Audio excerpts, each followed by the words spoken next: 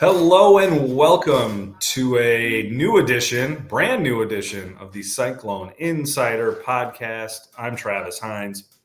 He's Eugene Rapay, coming to you after a impromptu yet lengthy hiatus for this podcast. We are glad to be back.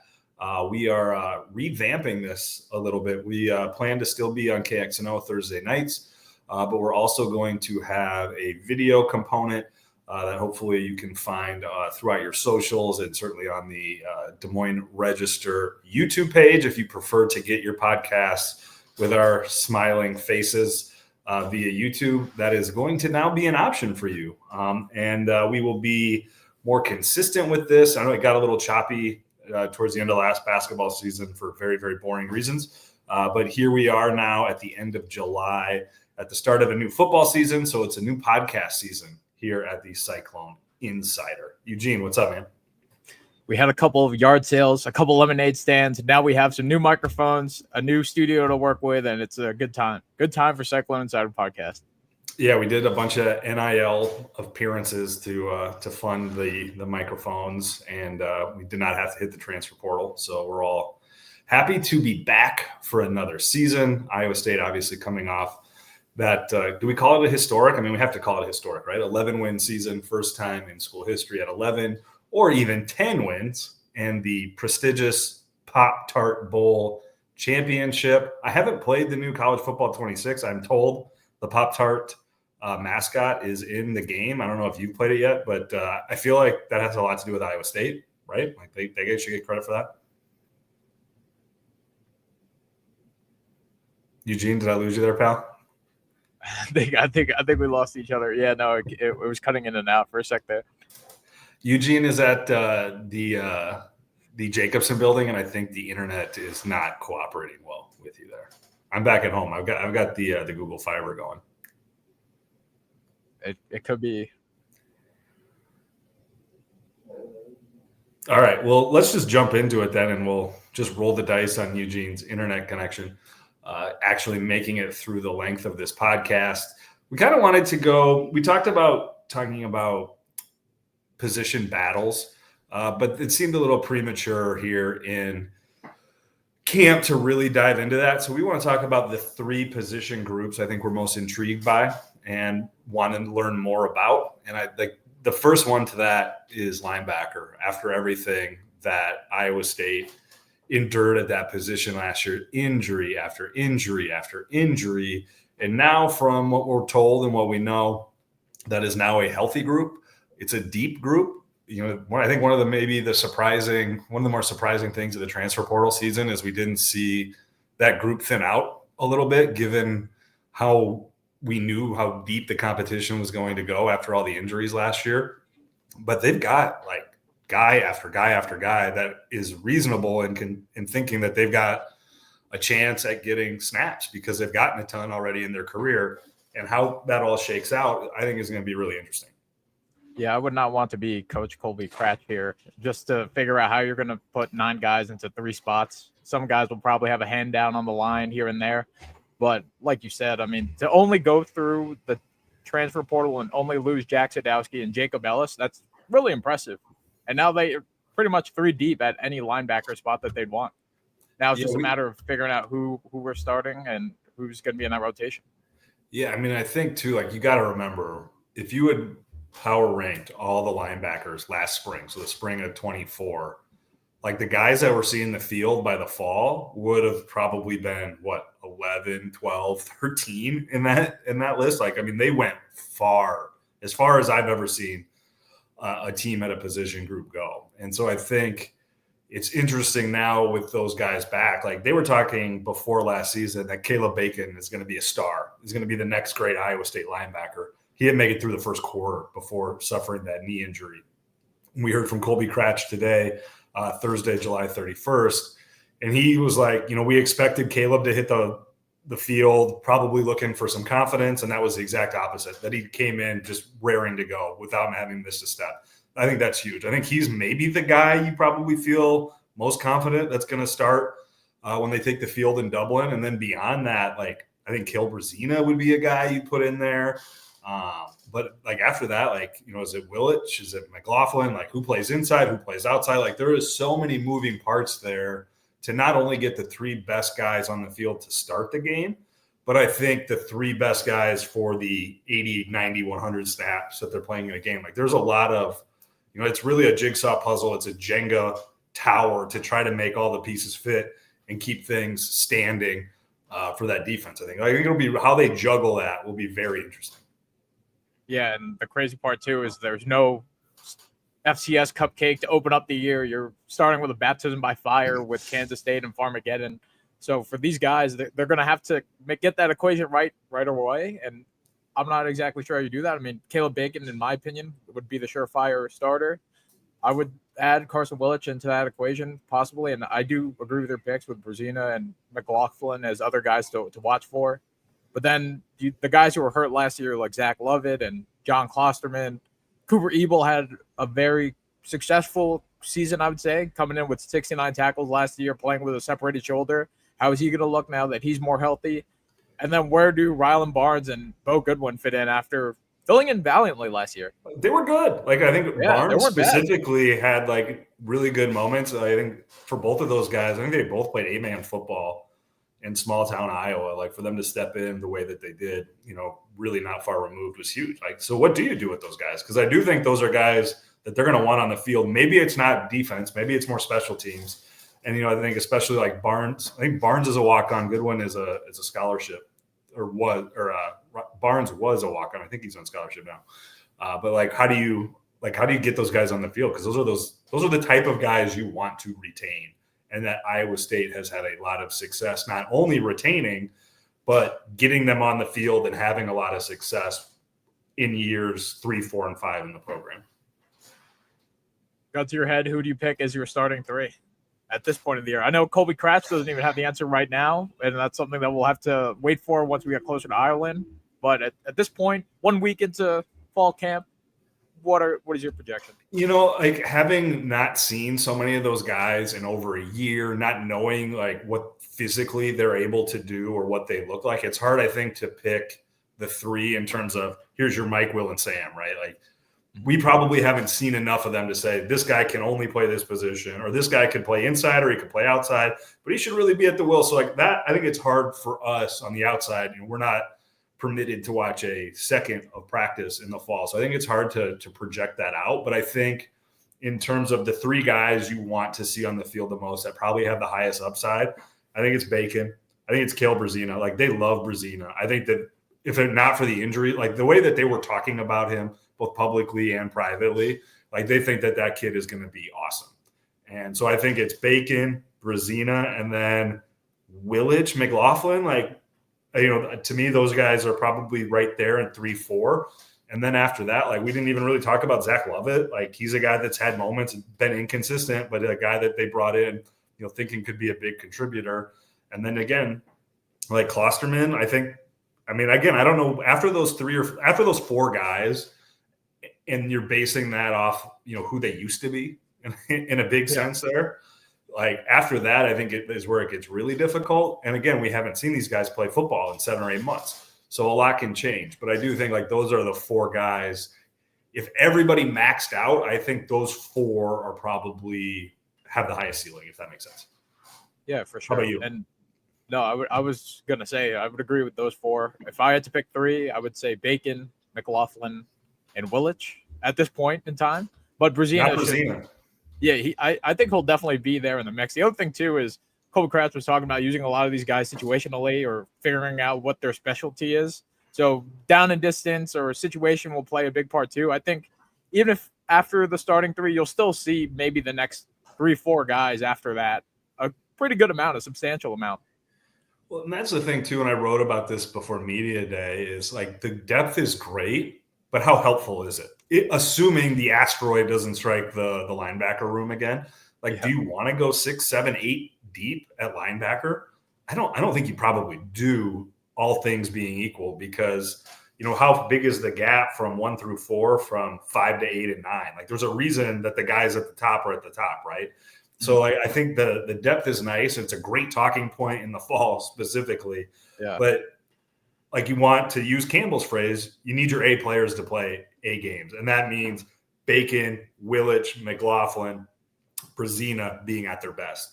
And then you have the guys that come in, being as good as they can obviously helps you.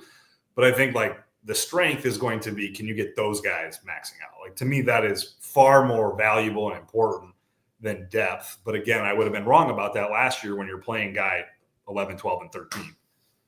Yeah, it'll be good for Iowa State to know that if they do end up in the situation where the asteroid does strike twice, I don't know what the odds are for that, but if that does happen, they know that there are guys towards the end of the bench and that depth chart that they can lean on. So it's nice to have, but you still have 9 players for 3 spots, and how do you figure that out and keep everyone happy?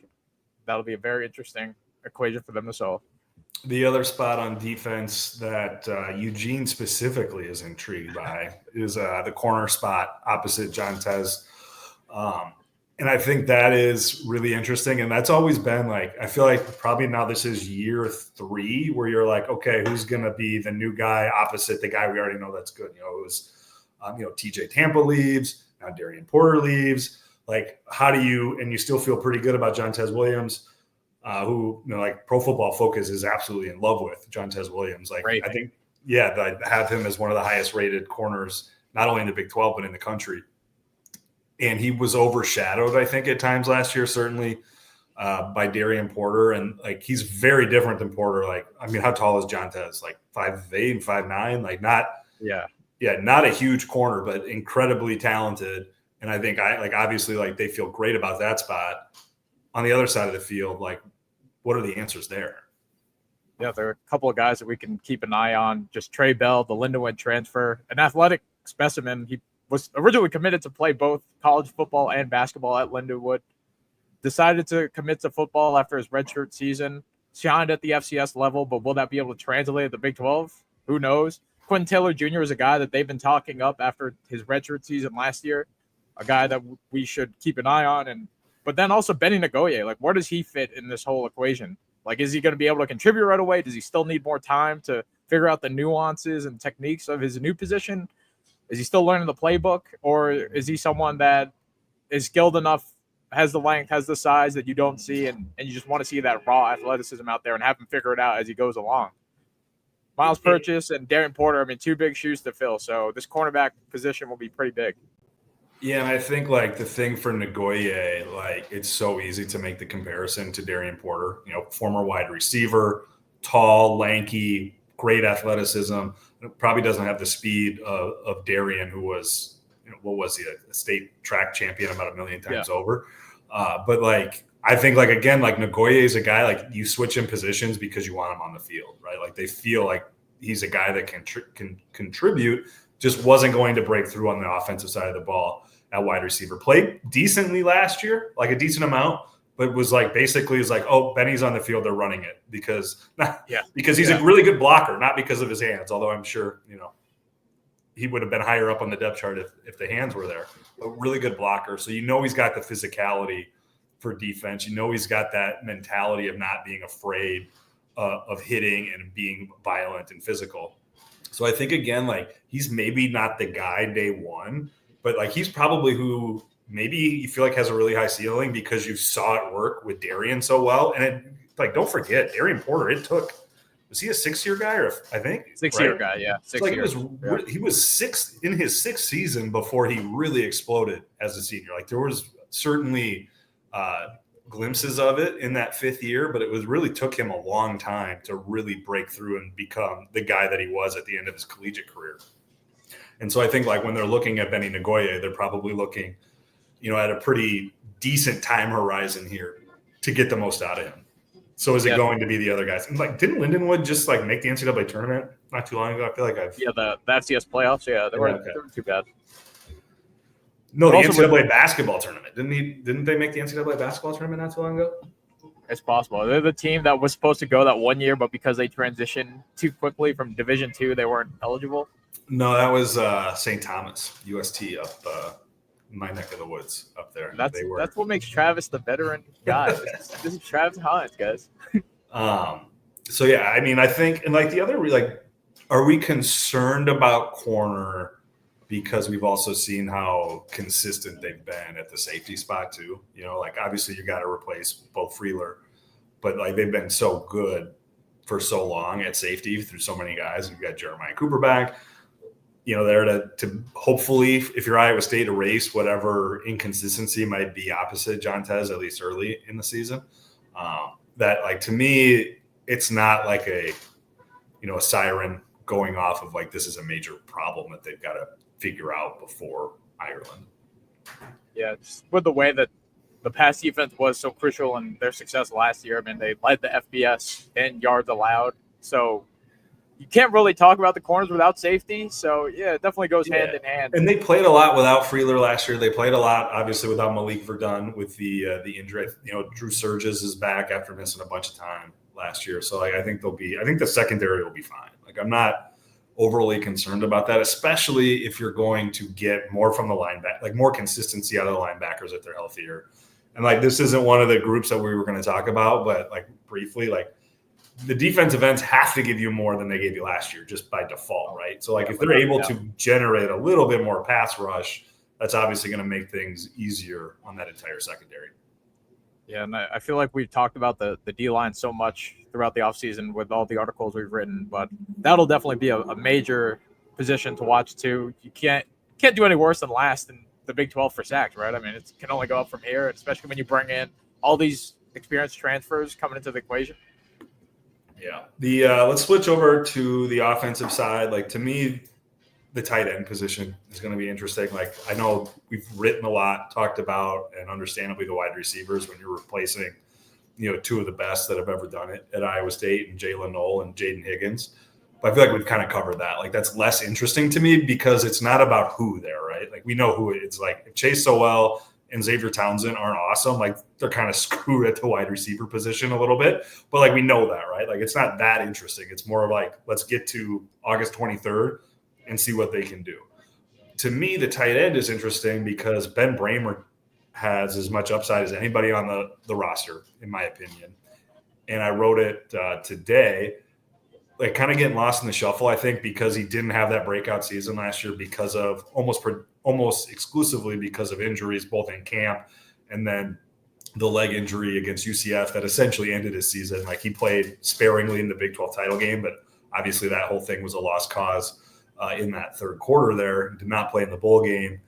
To me, he still screams NFL tight end. He still screams game-changing tight end at the college level. Like, I remember talking to a few different people his freshman year, even before the year started, and they're like, he's further along by far than Charlie Kohler ever was as a freshman. I believe Charlie redshirted as a freshman too. And you're talking about Ben as a true freshman.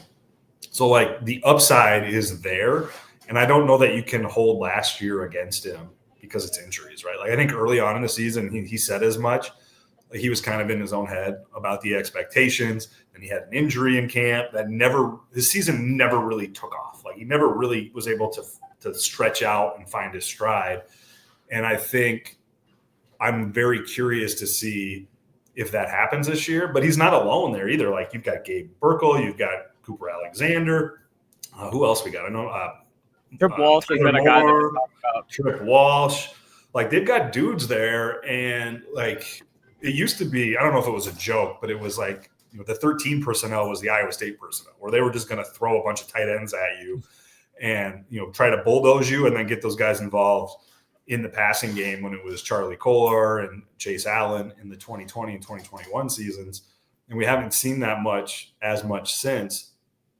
But like, to me, that could be a really important position group for them. If you get Bramer at 80% of his ceiling, if you get Burkle and Moore and Alexander and Walsh involved, where, again, remember, let's not forget who's calling the plays here. It's Taylor Mauser, the tight ends coach. Like, that's a guy that's going to want to put tight ends on the field and involve them as much as he can, especially early, in my opinion, when maybe that connection between Rocco Becht and the two new wide receivers isn't where it's going to be 3, 4, 5, 6 weeks into the season. Like, remember, Jaden Higgins was not Jaden Higgins that first year for a few weeks before he really emerged. Like, that takes some time to naturally develop. And so, like, can you get those tight ends who have mostly been in the program now for a few years that have grown alongside Rocco Beck, like, can they immediately be impactful in the passing game and allow them to do some stuff like the stuff that they love with the motion, the shift, the trade, and get the running game going and create some angles for Carson Hansen, Abusama. River Peppers is a guy that you're hearing a lot about too.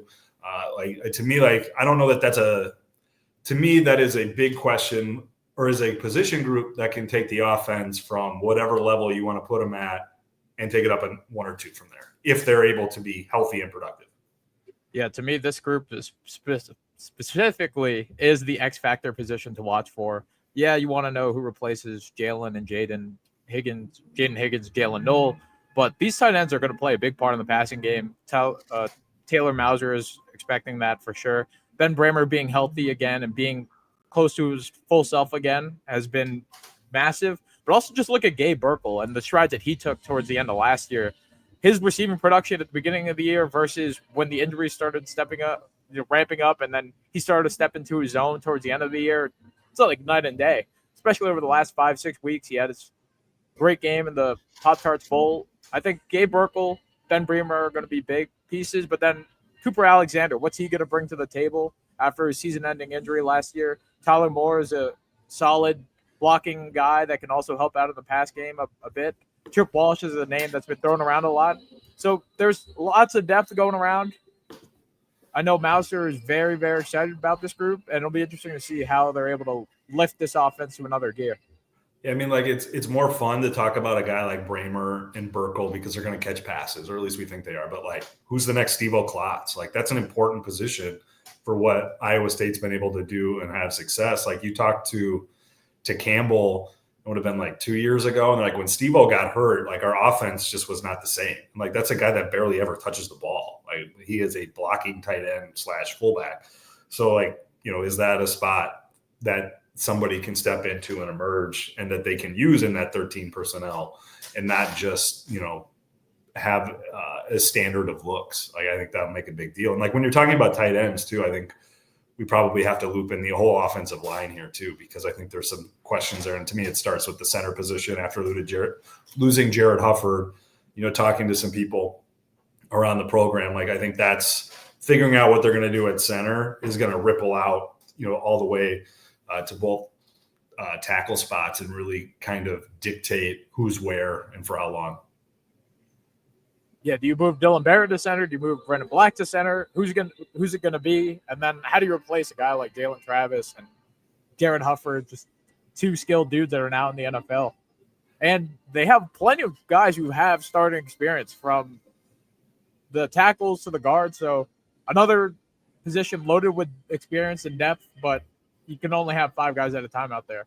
Yeah, and I think it's a lot harder. I think going from tackle to guard or vice versa is a much easier transition than you just don't get put at center. There's obviously the mechanics of actually snapping the damn football. I'm trying to remember when it was when Hufford went out and that got really wonky there at times, the quarterback center exchange.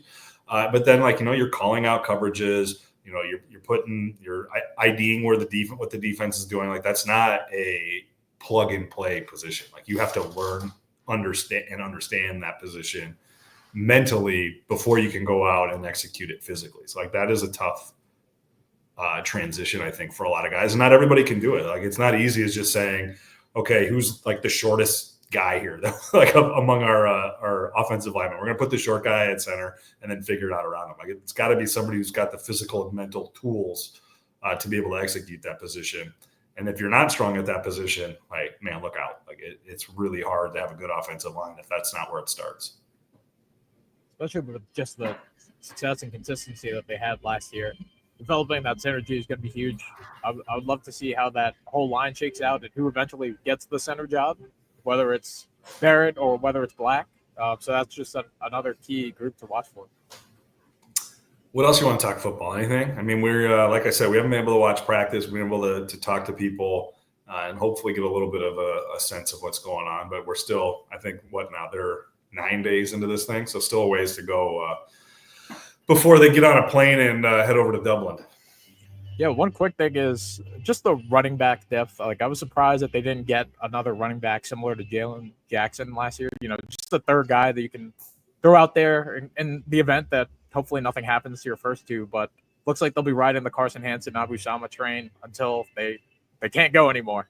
Yeah, and like I said, I keep hearing River Peppers' name, and like I don't think as a guy that's necessarily going to challenge Carson Hansen or Abu Sama for touches or for a starting spot or anything like that, but as a guy that they think can eventually step in and like maybe this was before you were on the beat, Eugene, but like 2 years ago, Carson Hansen was essentially the third down back for Iowa State. And like, is that a option that they can do, or to give Abu and Carson, a spell there on third down and bring a guy in and catch the ball out of the backfield and kind of be like a one cut and go. Kareem Hunt is the guy that I've heard, like of the guys that they've had. It's he's not a Brees, he's not a David. That it's more Kareem Hunt, like the one cut and go type running back. If you can get him out in space in the passing game on third down, like maybe that is a card that you can play at some point this season. Like, again, it's hard for like a freshman to come in and be ready to go August 23rd. But I think like as they build throughout the year, is that something that they can incorporate?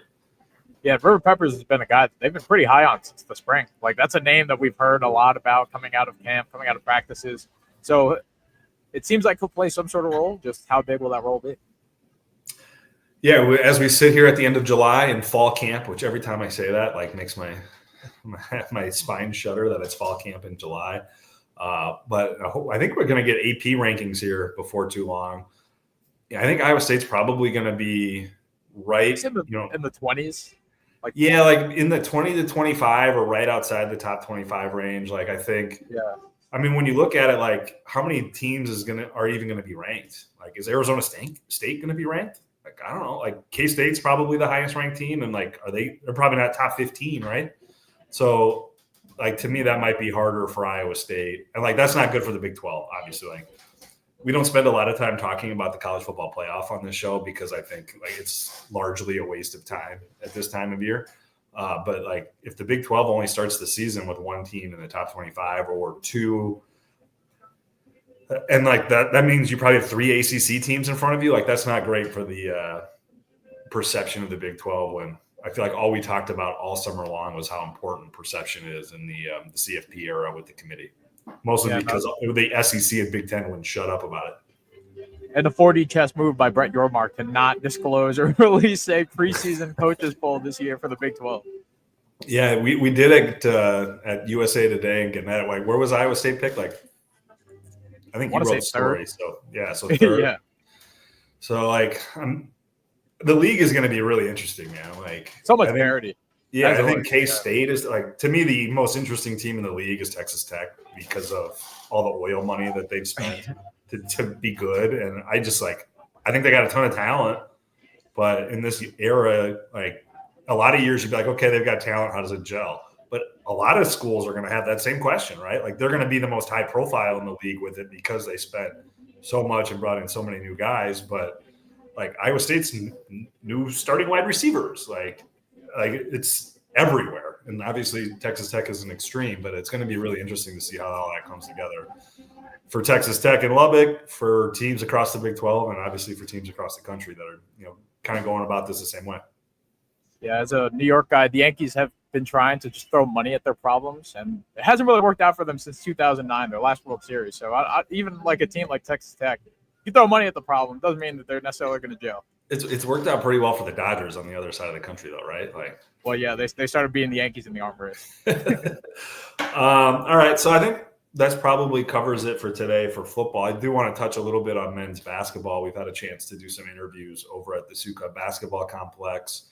It's going to be a really interesting year for Iowa State men's basketball and TJ Otzelberger because I feel like I know where the floor is, and the floor is pretty high when you've got Taman Lipsey, Joshua Jefferson, Milan Momcilovic all back, plus Nate Heisey, who is not being talked about at all, despite shooting like 10,000% from three the last month of the season.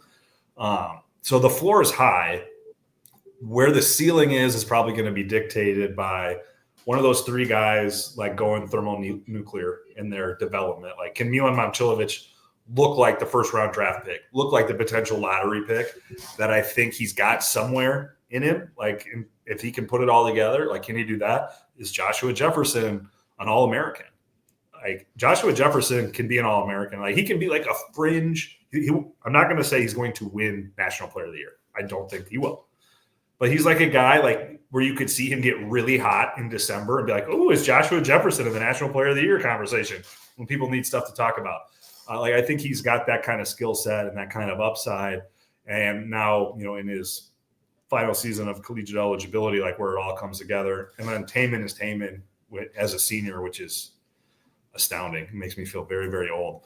I can still remember being at an Ames softball game when the news came around that he tore his ACL the summer before his sophomore or junior year. I can't remember. So him being a senior makes me feel very old, but I am now on a tangent about I feel like I know where the floor is. So the ceiling is like those guys blowing up and being even better than we think they are.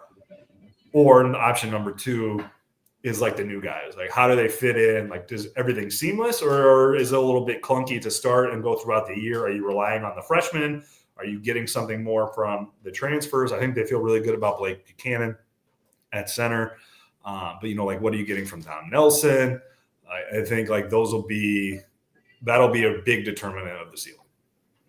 Yeah. In addition to just the development of those core returners coming back or how the new guys fit in, will they be able to get a guy that can consistently shoot a 3-pointer besides Milan Momcilovic? Like, I think if they can unlock that perimeter, that 3-point shot, that'll just bode well for the Cyclones. But you look at it, you have Mason Williams, who's now out for the year after surgery, and he could have helped out with that 3-point problem. Nate Hines shot very well at the end of last year, but didn't really take too many shot attempts throughout the year where it's like it was a great percentage, sort of limited sample size. Will he be able to take a leap there?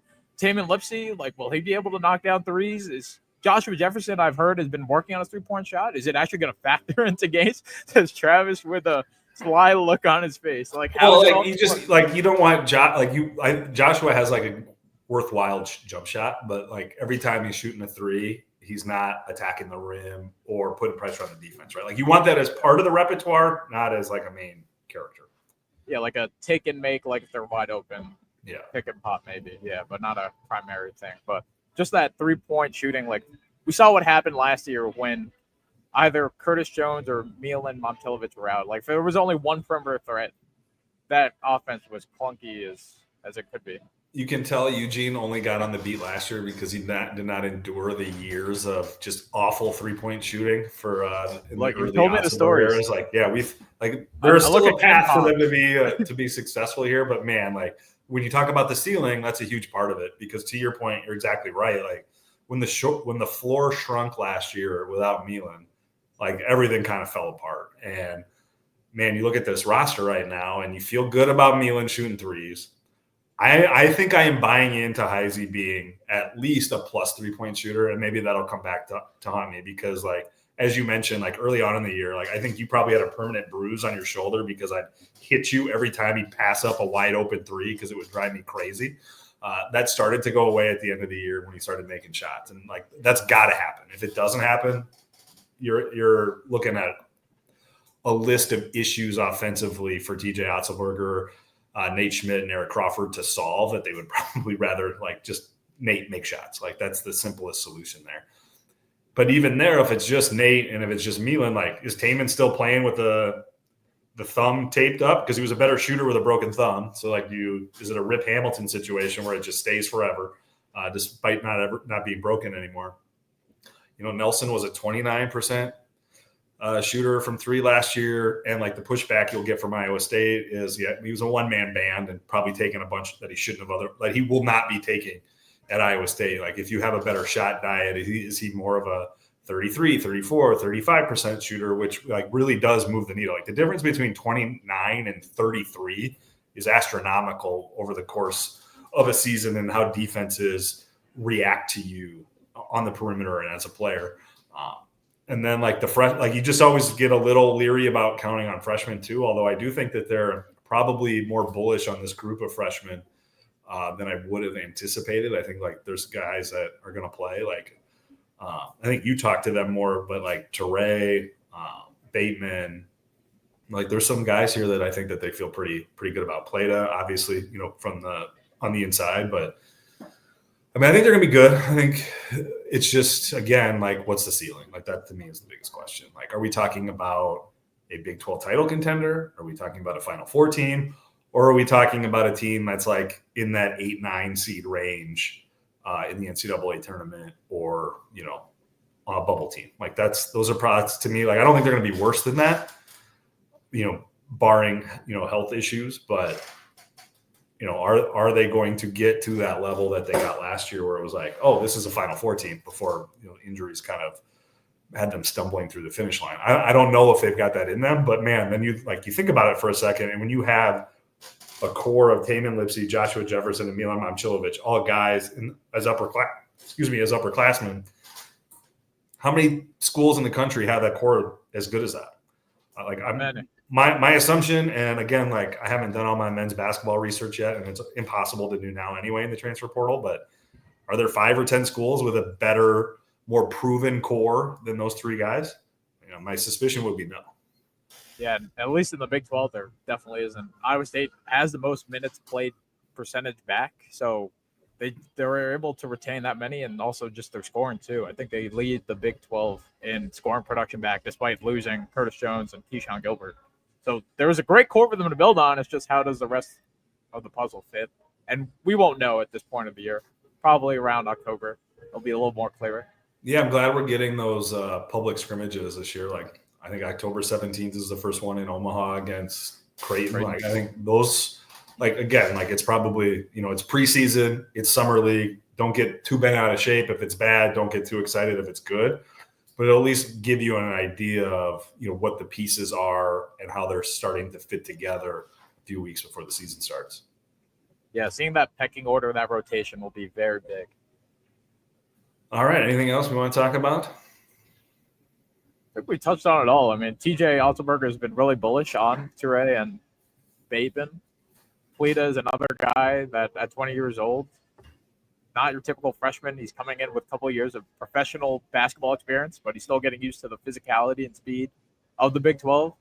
So I can't tell if I'm more interested about how the freshmen fit in or the transfers. Like, you have transfers and basically rebuilding the entire front court with Blake Buchanan and Eric Mulder. How are they going to translate? Buchanan, you're very excited about because he has that experience playing in the ACC against power conference teams, and just that familiarity with TJ Altenberger, and they feel that there's like a whole other element to his game that's been hiding. So I'm curious to see what that looks like. So I can't tell if I'm just more interested or more excited about learning more about the freshmen or the transfers, and I guess that's a good thing. Yeah, to me, it's the transfers, but I think the freshmen are interesting. And like we saw it last year with Noyes in Recitus, like, even guys that they're not totally sure about, like, they're going to give them a chance early in the year. And like, it's kind of sink or swim, if you're going to be able to stay in the rotation or not. We saw it worked out very well for a guy like Milan, Tyrese Hunter. Like, obviously, Noyes did not stay in the rotation last year, but like, they're going to let those guys, if they're pushing for minutes, they're going to give them auditions certainly early in the year. And they're going to have an opportunity to stay in the rotation. And like, the other thing too is a bunch of people will ask me like, oh, they're going to be so much more deep this year and play more guys because everybody broke down at the end of last year. Count me as not in that camp. I'm skeptical. Like, maybe they play 9 guys instead of 8, but I think it's more like there's 8 spots that 9 guys are playing in. Like, that 8-9 guy is one person that just kind of rotates throughout the year. In the college basketball game, like, where it's a 40-minute game, you're playing twice a week. Like, I just do not think it does not usually speak well to your team if you're going 10 deep, in my opinion. Like, get your 5 best out there as much as possible, playing 30 plus, with the exception of the center probably, and roll with that. Like, I think like that is, I'd much rather be 8 solid, like 8 deep than 10 or 11 deep. I just think there's diminishing returns once you get past that 8 or 9. Completely agree. If there's one thing, I've definitely fallen victim to that hype train multiple times before in my younger years, thinking that, because they have this many guys now, they can run as platoon swaps or whatever it may be. But coaches are creatures of habit. TJ is a creature of habit. 8, it's got to be 8. It's got to be an 8-man rotation. If he goes 9, I'd be impressed and I would welcome it. But I think coaches and history has just shown that coaches that are set in their ways, and I would be more optimistic of a 8-man rotation. I mean, like if you want to play 10, who do you want to play? Who do you want to see play last? Like that's the thing. Like every time you put somebody in, you're taking somebody out, right? Like you want to see somebody else play point guard than Taman Lipsy. That usually doesn't end well. Like when Lipsy's on the floor, Iowa State's worse. Same thing for Milan Momcilovic, Joshua Jefferson. And then it's like, okay, you're like the 5 spot, they're going to rotate guys through probably like we've seen go 3 deep there. And then you're talking about like Hines, the freshman, Nelson. Like again, if Don Nelson's a 30% 3-point shooter, do you want him on the floor a bunch? Do you want one of the freshmen on the floor a bunch? Or do you want Hines, who's going to give you good defense and if you're Iowa State, hopefully consistent 3-point shooting? That's kind of where I land on depth. That it's great to talk about in July, less beneficial in the later years. Even like when you have injuries, like depth helps you absorb injuries. Iowa State could have gone 12 deep last year. If none of them can shoot it at 6'8", like Milan Momcilovic does, it doesn't matter how deep you are. Like you lose Milan, you're just not going to be as good. So again, like play 6 for all I care. Like keep your best guys out there. Play 5. Go 40 every night. Blake Buchanan might die, but it's all a brilliant idea in theory, just having all this depth. But as the season goes on, too, you'll see coaches tighten up the rotation, especially once it comes to the postseason. So as much as we would love to see them platoon swap, I just don't think it's a feasible, logical option. The execution of it is just totally different. He's Eugene Rapay. I'm Travis Hines. Thanks for listening. Thanks for watching. For those of you who are checking out the new video component to the podcast, let us know what you think or not. If it's mean, you can just keep it to yourself. But otherwise, thanks for listening. Thanks for watching. We'll catch you next time.